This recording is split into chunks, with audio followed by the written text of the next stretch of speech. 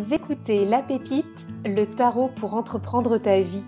Je suis Cécile, tarologue, coach et créatrice de l'atelier Fantasy. Je crois sincèrement que le tarot est la boussole qui nous guide vers nos plus belles explorations de vie. Dans ce podcast, je vous propose d'embarquer vers vos contrées inexplorées en compagnie des cartes, de la créativité, de la magie des saisons et de l'entrepreneuriat de vie. Bienvenue sur La Pépite.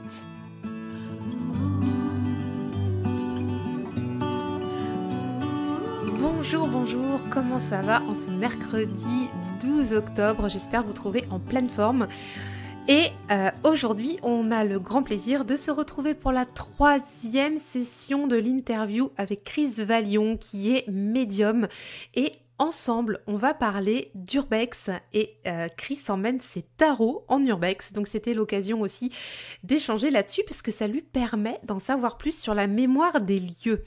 Avant de plonger avec elle dans cette insolite découverte de lieux, je te rappelle que tu peux encore télécharger les tirages de la pépite. Si tu ne l'as pas encore fait, c'est le moment.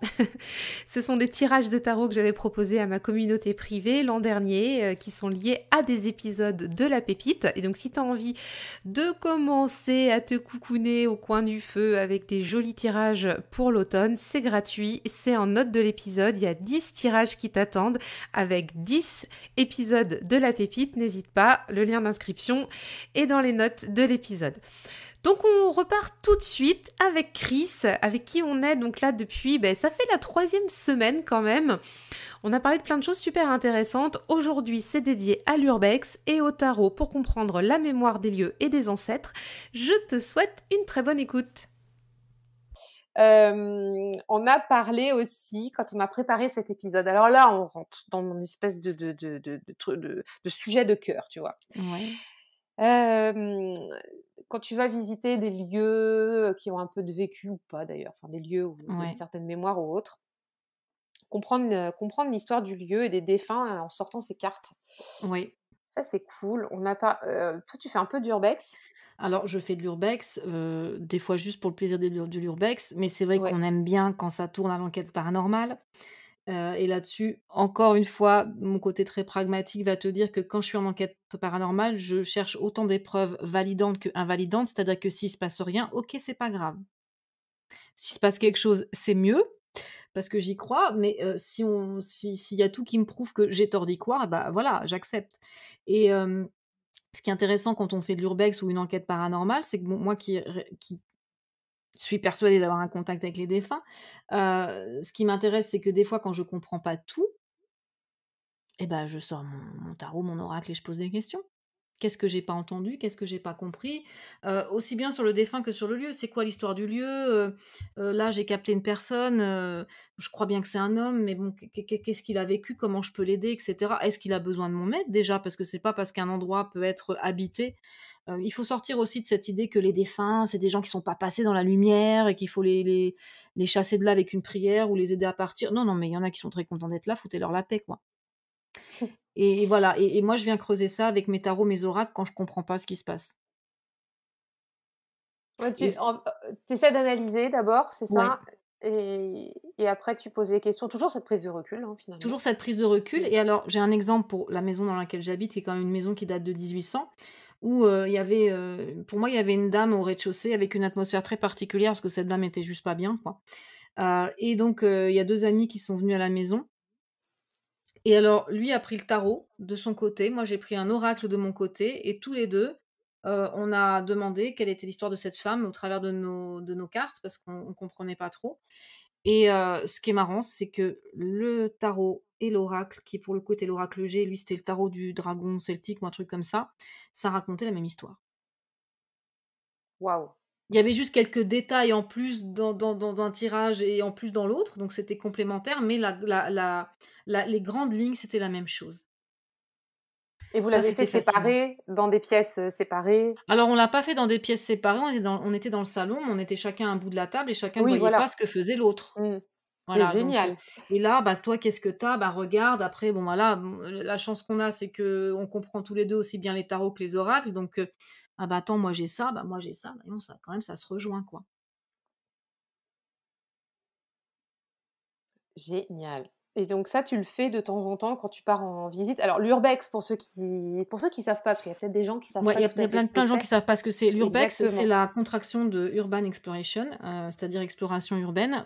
C'est l'exploration de lieux qui ont été construits par l'homme et abandonnés aussi par lui. Donc ça peut être, n'importe quoi. Ça peut être autant une usine une église, qu'un château, qu'un manoir, qu'une maison. C'est pas forcément des lieux qui sont très vieux, mais en tout cas, ils sont abandonnés. Alors, je rappelle que c'est pas une pratique légale, que c'est quelque chose qu'il faut faire avec beaucoup de précautions parce que, il peut y avoir des accidents. Pour moi, en enquête paranormale, le danger, c'est pas le paranormal. C'est les choses bien réelles, la vétusté des lieux, éventuellement des squatteurs qui peuvent être là, des drogués, des gens pas très fréquentables en fait, des gens qui peuvent être agressifs sous l'emprise d'une drogue ou quoi. C'est ça le danger. Donc, ne faites pas d'urbex si vous êtes mineur, avant d'aller faire une enquête, de nuit. Alors on fait ça de nuit parce que, c'est pas du tout une question mystique. C'est parce que la nuit est silencieuse. On n'a pas la pollution sonore de la journée et c'est important vu qu'on branche des caméras, des appareils, qu'on essaye de capter des choses, c'est plus pratique la nuit, mais on fait des repérages de jour. Toujours de jour, déjà pour capter un peu l'atmosphère des lieux, mais aussi pour savoir là on passe pas, là il y a un plafond qui manque de s'effondrer et cetera. Parce que ça reste quand même dangereux dans certains lieux. Oh, il faut mettre des casques, il faut se protéger, enfin Non, parfois, non, non, non, non? alors non, par contre, on part pas avec n'importe quoi. On a toujours, Oui. on a toujours un téléphone allumé. On éteint les téléphones pour pas que ça interfère avec les machines, mais on en a toujours un qu'on laisse allumé en mode avion. Comme ça, s'il y en a un de nous qui a un accident, on peut tout de suite appeler les pompiers ou les flics ou ce que tu veux qui pourra nous aider. Et puis on prend effectivement des précautions. Tu y vas pas en tongs, hein. Ah bah, tu m'étonnes. Voilà, mais comme on a fait un repérage avant et qu'on ne Oui, passe absolument pas dans les pièces où, par exemple, il y a un plafond qui commence à oui. s'effriter, bon, en théorie, si tu es vraiment prudent, il y aura pas d'accident. Mais il faut quand même prévoir, petite couverture de survie, un petit truc au cas où il t'arrive quelque chose. Petite trousse de Oui, tout secours à fait. minimum, au cas où. Tu es pas à l'abri d'une chute ou enfin voilà, on sait jamais ce qui Voilà peut se et nous, passer, on a hein. une règle d'or, c'est que si jamais il y en a un qui commence à pas se sentir bien, quel que soit le motif, on se casse. D'accord. Voilà, faut pas que ce soit anxiogène, faut pas que ce soit dangereux, c'est pas le but, hein, le but, c'est quand même qu'on ressorte, sur nos 2 pieds. Hem Et en un seul morceau. Mais voilà, c'est quelque chose d'intéressant parce qu'il y a des fois des lieux où il se passe des trucs bizarres. Donc soit nous on y va parce qu'on a juste envie de alors moi je suis une amoureuse du patrimoine, hein, j'ai fait des études d'histoire de l'art, j'aime beaucoup l'architecture et tout et je suis aussi une amoureuse de l'histoire par conséquent. Donc c'est hyper intéressant déjà rien que le plaisir de l'urbex. Mais quand il se passe des choses, il y a un petit truc en plus quoi. Bah, ouais, c'est ça qui est chouette, c'est que tu es un peu dans la vie d'avant, tu arrives à percevoir un petit peu ce qui se passait. Je sais pas, il y a un truc, tu sais, Retour vers le futur, quoi. Enfin, je sais pas Ouais, comment dire, c'est un très. peu ça. Et tu sais que c'est ma trilogie de films préférée, c'est peut-être pas un Ah! hasard, hein? Là, tu mets peut-être le doigt sur quelque chose, il va falloir que je m'interroge. Excellent. Ouais, J'aime tellement aller ouais, dans des endroits qui ont du vécu, alors c'est pas forcément, toujours des châteaux ou des trucs, mais là où on sent qu'il y a eu du vécu, tu sais, où il y a eu de la vie et parce que je sais pas, on a l'impression de revenir un peu à cette époque-là, on peut s'imaginer des trucs tout bêtes, hein, comment vivaient les gens ouais, avant, se projeter projeter. Mmh. et puis pour le côté si ces lieux sont encore habités, on va dire ça comme ça, Mmh. c'est intéressant aussi de savoir pourquoi ils sont encore habités. Est-ce que c'est juste, la personne qui se plaît dans le lieu, qui est attachée dans le lieu? Mmh. Ou est-ce que la personne elle tourne en rond, elle va pas bien, parce que réellement moi ça m'est arrivé de croiser des défunts qui savaient même pas qu'ils étaient morts, en fait. Comme on peut le voir dans certaines séries ou dans certains films, il y en a, ils pigent pas ce qu'ils foutent là, hein. Ils revivent un truc en C'est boucle. En fait, j'ai envie de te dire, c'est un peu comme quelqu'un qui est en pleine dépression, en plein burn-out et puis qui tourne en rond sur le même mode. oh mince. Donc à ce moment-là, tu essayes d'établir un contact et puis de discuter et des fois tu débloques le problème, des fois tu le débloques pas, mais le coup des passeurs d'âme et je fais une prière et le mort il dégage, moi ça j'y crois absolument pas. Et pour Je autant, re je respecte, hein, mais j'y crois pas. ouais, mais pour autant, tu vois que enfin, tu perçois des défunts qui sont bloqués malgré tout? Bah, moi j'en ai croisé une, alors j'en parlerai pas trop parce que la dame en question m'a demandé de pas raconter son histoire qui est un peu particulière, mais cette dame, elle savait même pas qu'elle pouvait s'en aller de là où elle était. D'accord. Parce que OK, c'est une dame qui est arrivée là, qui avait plus de famille, qui avait plus personne, et qui savait même pas qu'elle pouvait partir, en fait. d'accord. Elle était un peu perdue dans son histoire passée, et elle m'a dit: «Je ne sais pas où aller». Clairement, elle savait pas où aller parce qu'elle avait plus personne, et là, je lui ai dit: «Beh, vous savez, sortez de là, parcourez le monde, vous allez bien trouver un endroit qui va vous plaire. Vous allez bien trouver une solution à votre histoire, mais vous n'êtes pas obligé de rester là». Elle avait pas envie de rester, mais elle savait pas où aller. C'est ce que moi j'ai perçu, c'est ce qu'elle m'a dit. Voilà. Après, ça se trouve, je suis dans un délire total, hein, mais c'est comme ça que moi j'ai interprété la chose et que j'ai vécu la chose, et c'est vrai que dans ce château, il s'était passé des choses bizarres. Il y a mon compère Albert qui s'est pris 2 fois une porte. En arrivant avec ses machines, la porte, elle a eu un mouvement complètement contre-intuitif, elle lui est rentrée dedans, c'était du genre: «Toi, tu passes pas». Et alors ce qui était, impressionnant, c'est que moi j'étais d'un côté de la porte, lui était de l'autre. C'était une porte où il était censé y avoir une vitre, mais la vitre était tombée il y a bien longtemps, donc je le voyais au travers de la porte, et j'ai vu 2 fois la porte, lui claquer dans la figure, et on avait donc un jeune qui était avec nous, Axel, qui a constaté exactement la même chose. C'était impressionnant. Incroyable. Mais parce que, pour moi, la dame, elle a eu peur de nous. Ils arrivent avec des grosses machines, qui c'est Oui, ceux-là? oui. Qu'est-ce qu'ils me veulent?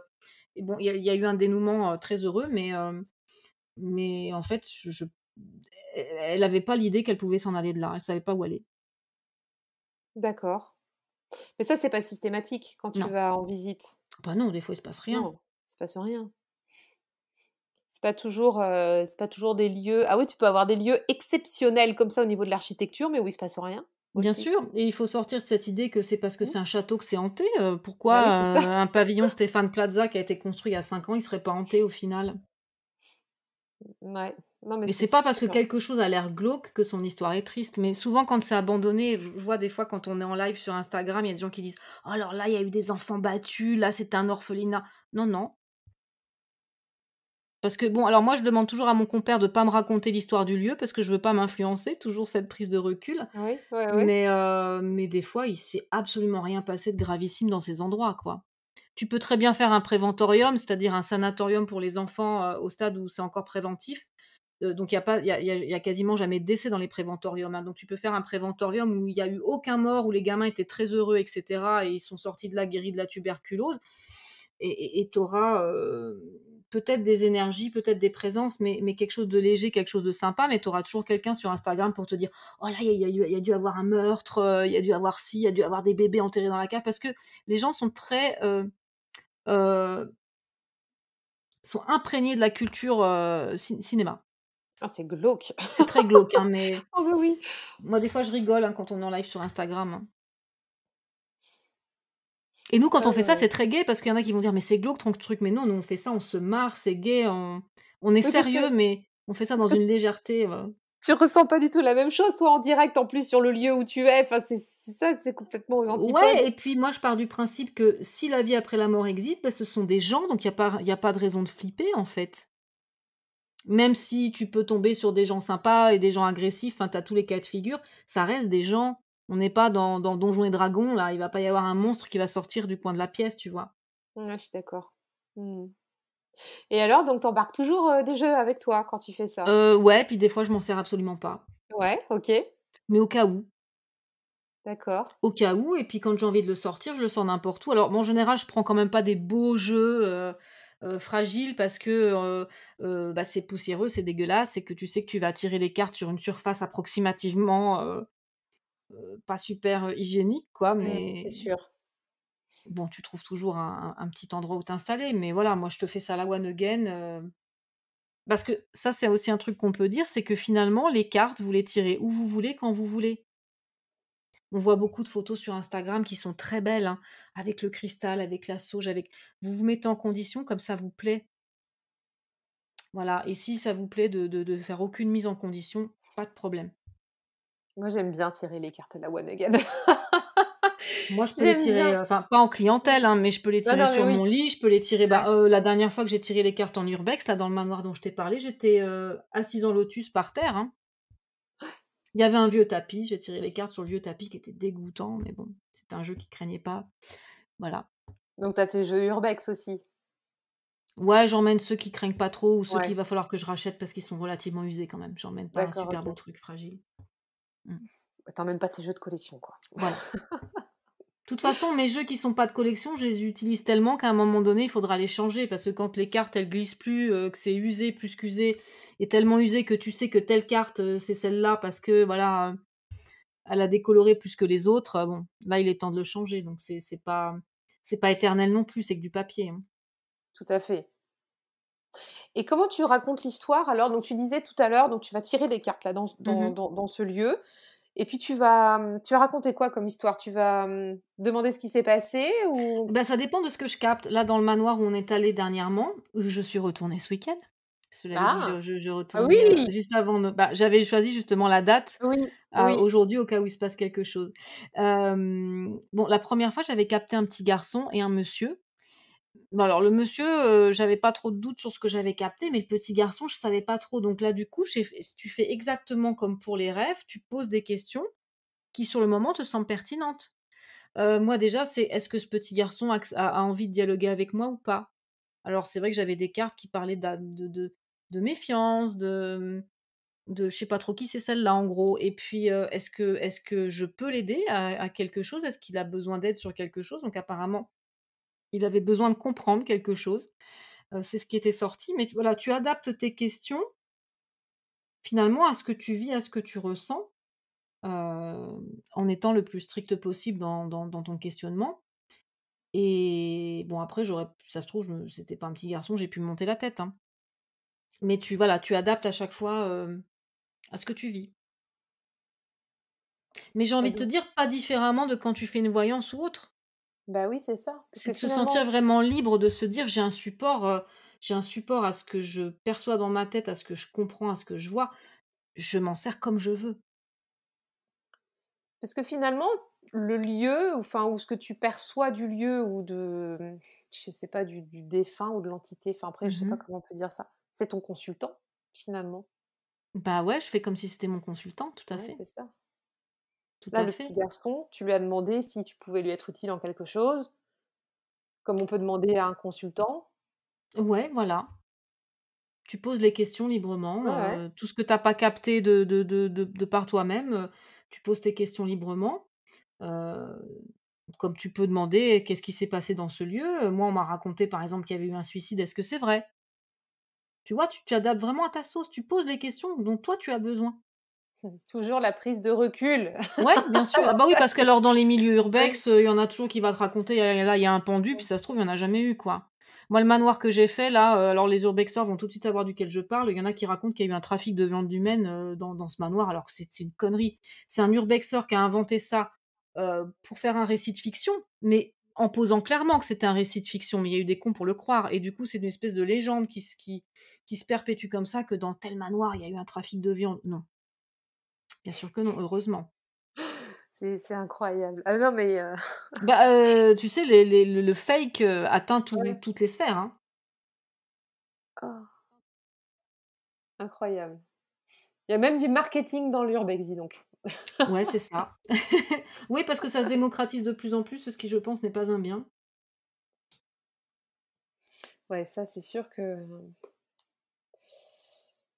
pas que ça devienne le nouveau circuit touristique parce que ça va être un peu Bah, le compliqué problème, quand même. c'est que les vrais urbexeurs sont très respectueux, c'est-à-dire on vient, on filme, on fait des vidéos, des photos, mais on regarde. C'est-à-dire que si c'est fermé, on ne force rien pour rentrer, on ne casse pas, on ne vole pas, on ne touche à rien. C'est vraiment des règles de l'urbex et malheureusement, il y a des gens qui en font et qui prennent des trucs et qui là, le manoir en question que j'ai fait là récemment, il y a encore 2 ans, il y avait beaucoup de choses à l'intérieur. Maintenant, il y a presque plus rien.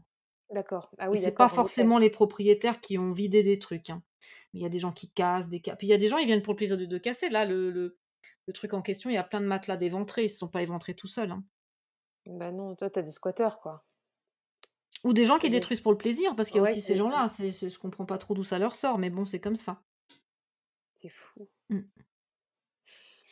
Bon, alors la preuve qu'on peut avoir des infos sur un lieu et comme tu dis, aussi bien des maisons récentes ou des endroits de vie récents que des endroits anciens, Ouais. ça, c'est top. Oui, ou Si on veut même, en savoir sans plus. aller jusqu'au domaine de l'urbex, admettons, il se Mmh. passe des choses chez toi, tu as l'impression qu'il y a une hantise ou quelque chose comme ça, tu peux très bien faire la même chose chez toi. Mmh. Bah oui, tout à fait, ouais. Est-ce qu'il y a quelqu'un chez moi? Alors ça peut te sortir que c'est un homme, c'est une femme ou que c'est rien du tout, et tu adaptes tes questions. Bah ouais, tu adaptes. Je suis en train de me dire là, la maison dont je parlais aux premières, à la partie 1, Oui, ça aurait pu être intéressant, bah, carrément, vérifier ça. Je carrément l'ai pour jamais savoir. fait, avec les cartes. Ce Ouais. qui peut être intéressant dans le cas présent, c'est de savoir si tu as ressenti l'histoire du lieu ou si le mec il est encore là. Ça date, Parce ça qu'il fait y a trop cette loin. possibilité, tu peux très bien ressentir une histoire qui s'est passée sans qu'il y ait personne à l'intérieur de la maison. Ah oui, oui, tout à fait. Je comprends tout à fait ce que tu veux dire et oui, tout à fait, ça peut être le cas, oui. Mmh. Mais c'était une maison récente, hein, en plus, c'était assez, Mmh. assez étonnant, tu vois? Un truc c'était pas a priori la maison, hantée, pas du tout. Mais c'est pour ça que ça Bien. désacralise le truc, hein. Ouais. Ouais, ouais. Enfin, on saura pas parce que je peux pas y retourner. Donc du coup, parce qu'elle a été vendue depuis, donc voilà, Bah, non, mais tu mais peux quand même faire le tirage pour savoir si à l'époque tu as ressenti la mémoire des lieux ou si tu as pourquoi ressenti une vraie pas? personne. Ça t'empêche pas de le faire. Effectivement. Non, ça m'empêche pas de le faire, c'est Mmh. vrai. Tiens, ma curiosité pourrait me piquer à faire ça. Bah, voilà, bah, tu as des choses à faire, hein. Ouh là là là là, mais en fait, c'est des devoirs à n'en plus finir là. Ouais, il y a peut-être des urbex sympas à faire près de chez toi. Je Comme ça pense, j'y vais et je t'emmène un soir, hein. faut que tu viennes en Bretagne, hein, Ouais, Chris, mais hein, j'adore on la fait ça. Bretagne en plus. Ah, il y a de quoi faire ici, hein. Ouais. Bah, oui. Il y a de quoi faire, on a des lieux qui sont, particulièrement, sympathiques, chargés d'histoire Mmh. et même des lieux, il y a un lieu près de chez moi, il y a pas de bâti. C'est juste, une plaine Ouais, où il y a eu des grandes batailles, mais tu sens en fait qu'il s'est passé des trucs. ouais. Toi, même gamine, quand mes parents me enfin mes parents n'aiment pas trop y aller non plus et Bah, pourtant, quand on y passe et tout, bah et tu sens un truc et puis en fait, quand tu regardes en fait ce qui s'est passé au niveau historique, bah, il y a eu plein de gens à y mourir, bah, des batailles quoi, des batailles, du mais Moyen c'est Âge, des ça. batailles à cheval, des batailles, même, à la Révolution, enfin, c'était un lieu de bataille. Mais nous, moi, j'habite pas très loin de Chevaline, là où il y a eu la fameuse tuerie Oh oui, et en fait, les bois de Chevaline étaient, bon, nous, on est près d'un des plus grands sièges de la Résistance, vers le plateau oui, des Glières et tout ça et par exemple, là, la forêt autour de Chevaline, là, qui est pas très loin de chez moi, tu sens que c'est lourd, que c'est chargé en histoire, mais alors, moi, la tuerie de Chevaline, par contre, elle me passe complètement au-dessus. Moi, ce que vraiment je ressens, c'est les mecs qui étaient planqués dans les bois, les maquisards, les résistants, enfin, ouais. je trouve que ça porte vraiment, ce truc-là. Ah ouais, mais je comprends et J'ai envie de parce te qu'il y a dire pas que la que tuerie de Chevaline, elle est affreuse, mais au milieu de tout ça, elle est anecdotique. oui, parce que c'est pas la mémoire du lieu, quoi. Enfin, Bah, non, là, ça en fait partie. Mmh. enfin, je veux dire, ici, on a quand même un passé avec la Résistance Ouais, qui est ouais. la Résistance en Haute-Savoie, c'est là où elle était la plus présente. Ou alors c'est parce que je suis petite fille de résistant que ça m'impacte plus, j'en sais rien, mais et je suis pas originaire de là, hein, je suis originaire d'ailleurs. Mais non, cette forêt, elle porte quelque chose, quoi. Il y a plein de gens qui le disent: «Oh, je l'aime pas trop» ou enfin alors bon, il y a rien de Ah! négatif, hein, mais je pense que les gens qui l'aiment pas trop, c'est qu'ils doivent sentir toute cette énergie, puis ça doit les brasser. Ah, tu m'étonnes et ça, je trouve ça même limite encore plus fascinant que les pierres ou que les endroits physiques, que les bâtis physiques. Ouais, parce que Heu, quand on ressent ce genre de truc, on a vraiment l'impression qu'il y a pas de temps, ouais, complètement. que le temps n'existe pas ou alors c'est nous qui avons un cerveau qui fait qu'on capte aussi bien le passé, le présent, le futur, mais alors j'ai pour le coup, je vais un peu déborder. Là, on n'est plus sur le tarot, mais j'ai vu un documentaire absolument saisissant, sur Arte. C'est La magie du cosmos, c'est en plusieurs parties, c'est fait par l'astrophysicien Brian Greene, donc on n'est pas sur des propos ésotériques, on est sur des propos scientifiques, où il explique en fait qu'effectivement le temps n'existerait pas. Le temps n'est pas ce qu'on imagine. Il y a une partie sur le temps, une partie sur les multivers, une partie sur, non, je vais te dire une bêtise parce que je suis en train d'oublier. Mais, je me suis fait toute la série, on les trouve sur YouTube, c'est passionnant. Est-ce que c'est en lien avec tout ce qui est physique quantique et tout ça? Alors il en parle à un moment, mais alors ça n'a rien à voir avec la physique quantique que le monde D'accord. de l'ésotérisme récupère à tous les mots en mettant de la quantique partout. Même là où on va comme le sucre en poudre, on en met partout, même là où on n'en a pas besoin. Hem et heu et moi ça m'a soulevé beaucoup de questions parce que je me suis dit quand il parle du temps, qui n'existerait pas vraiment ou ne se passerait pas vraiment comme on l'imagine, n'est pas quelque chose de linéaire comme on l'imagine. Je me suis dit: «Et finalement, est-ce que les médiums voyants, ce seraient pas des gens qui ont la capacité de surfer sur ça, qui aurait peut-être compris que c'est pas une ligne, quoi. C'est pas une ligne droite. Parce qu'à un Est-ce moment que donné, oui, vas-y. si tu veux, dans le documentaire, à un moment donné, il exprime l'idée que pendant que le présent se déroule, le passé existe peut-être encore et le futur se déroule peut-être déjà. Ça, c'est vraiment une théorie qu'ils ont, et là, je me suis dit: «Et si nous, on captait ça?» Je suis peut-être dans des propos complètement fumeux, hein, voilà, je dis Non, si, hein. mais ça me parle parce que j'ai vu, alors je suis pas enfin, je j'ai pas regardé une foultitude de docus, là-dessus et lu, trop de bouquins là-dessus, mais j'ai souvenir d'un documentaire scientifique pareil, hein, sur Arte, aussi un truc, très calé, donc avec que des scientifiques qui parlaient justement de l'espace-temps en physique quantique, mais c'était scientifique, hein, c'était pas Oui, un oui, truc bah, new c'est age ou alors quoi. c'est peut-être le même, hein. Et en fait, il y avait un espèce de canevas, tu vois? Comme un tu sais, les feuilles qu'on avait quand on était à l'école, quand on était gamin, tu sais, pour faire la géométrie là, avec les tout petits damiers là, Les papiers millimétrés. oui, papier Mmh. millimétré, Mmh. merci. Tu vois que, je suis scientifique proche de zéro.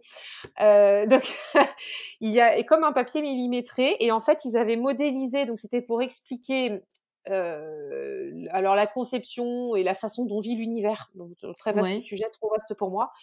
Mais en fait, ils utilisaient cette espèce de papier canevas, enfin papier millimétré, comme tu sais, ils le faisaient un peu en accordéon.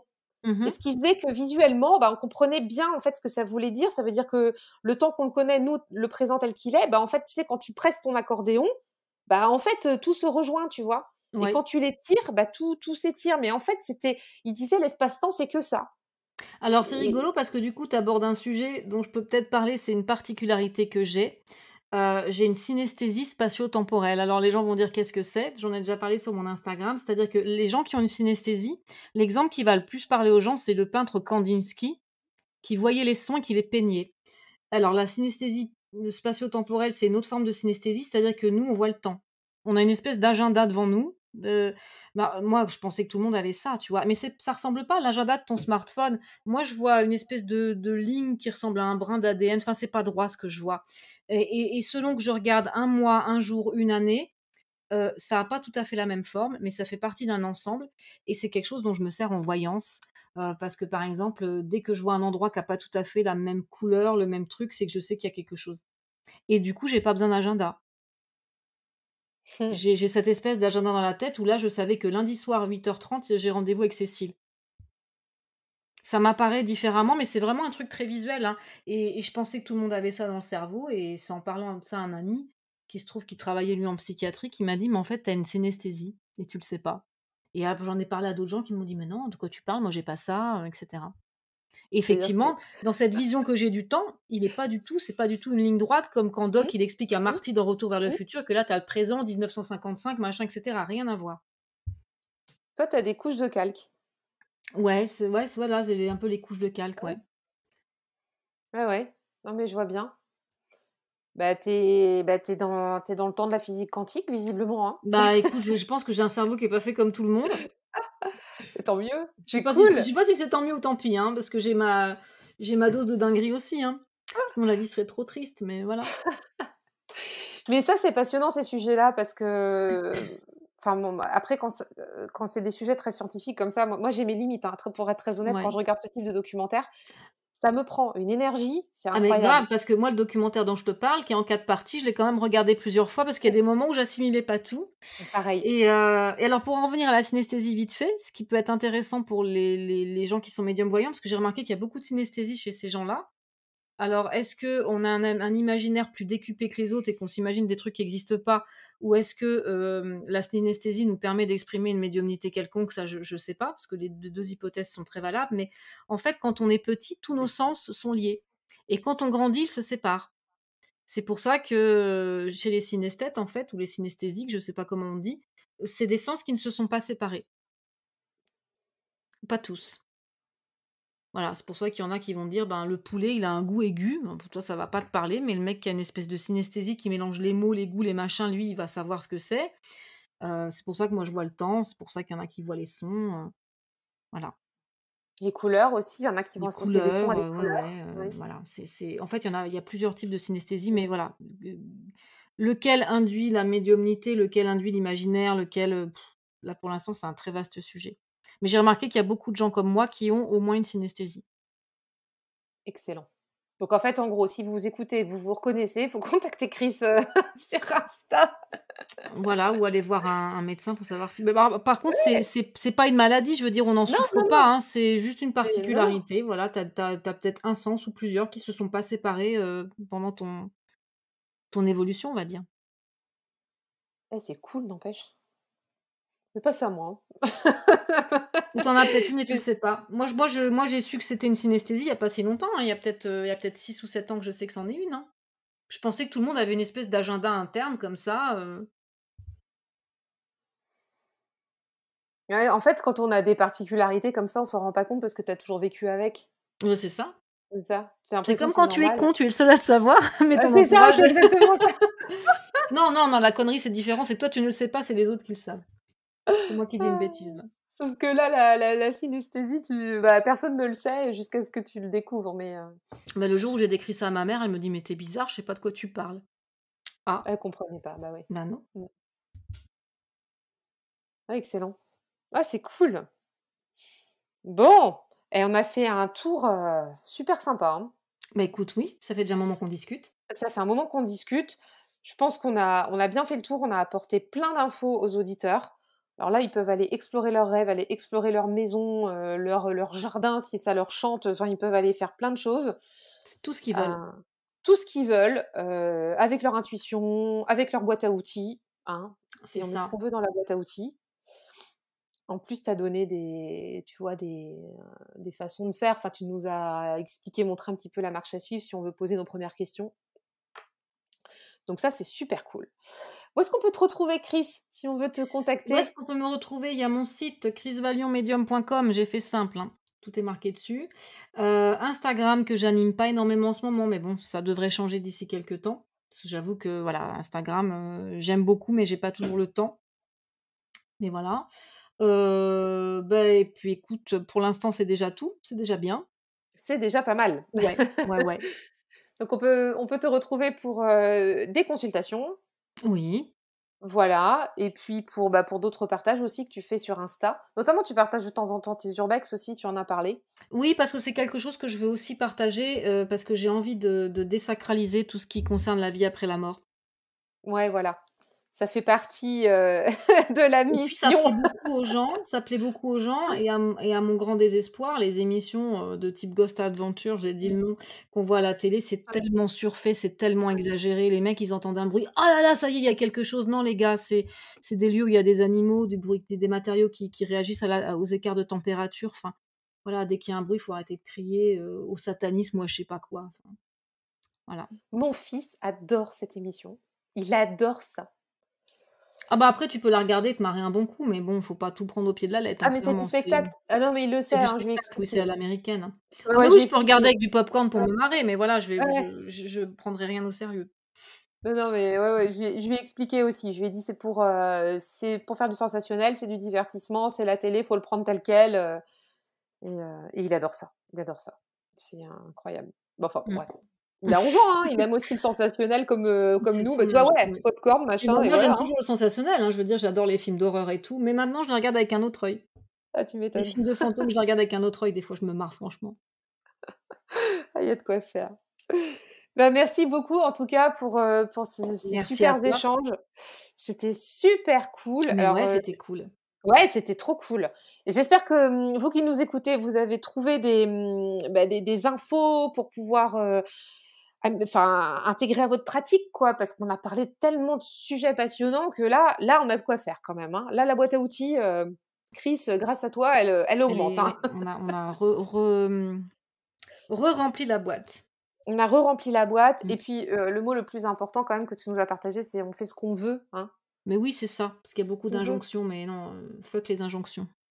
On fait ce qu'on veut, on fait le tarot qu'on Mmh. veut, voilà, si on a envie, d'écouter, notre intuition, on le fait, si Et on si on voilà. trouve aucun tarot qui nous convient, pourquoi pas le dessiner soi-même? On s'en fout qu'il soit bien dessiné tant que ça te parle.